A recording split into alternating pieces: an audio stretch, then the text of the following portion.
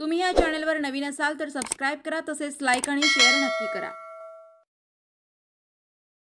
सोलापुरात नरोटे काडादी आडम मास्तरांसह 159 उमेदवारांचे डिपॉझिट जप्त। सोलापूर जिल्ह्यातील 11 विधानसभा मतदारसंघात निवडणुकीसाठी उतरलेल्या 184 उमेदवारांपैकी तब्बल 159 उमेदवारांचे डिपॉझिट जप्त झाले आहे।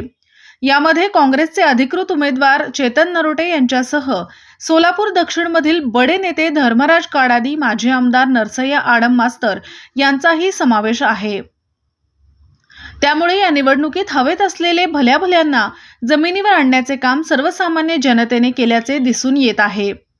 जिल्ह्यात 184 उमेदवार 11 विधानसभा मतदारसंघातून आपले नशीब आजमावत होते।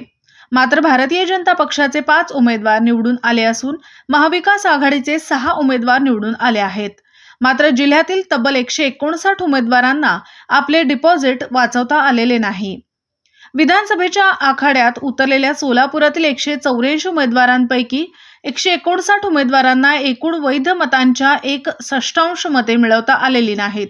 त्यामुळे निवडणूक लढविणाऱ्या 159 उमेदवारांचे डिपॉझिट जप्त झाले आहे। त्यातून सरकारला तब्बल 12 लाख रुपयांचा महसूल मिळणार आहे। डिपॉझिट जप्त झालेल्या उमेदवारांमध्ये सोलापूर शहर मध्य मतदारसंघातील काँग्रेसचे उमेदवार चेतन नरोटे यांचाही समावेश आहे।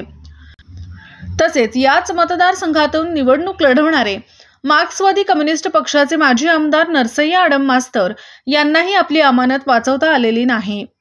सोलापूर दक्षिण मतदारसंघातून विधानसभा निवडणुकीत प्रथमच नशीब आजमावणारे सिद्धेश्वर परिवारांचे प्रमुख धर्मराज काडादी यांनाही या निवडणुकीत जबरदस्त धक्का बसला आहे। या निवडणुकीत काडादी यांना एकूण वैध मतांच्या 1/6 मते मिळवता न आल्यामुळे त्यांचे डिपॉझिट जप्त झाले आहे।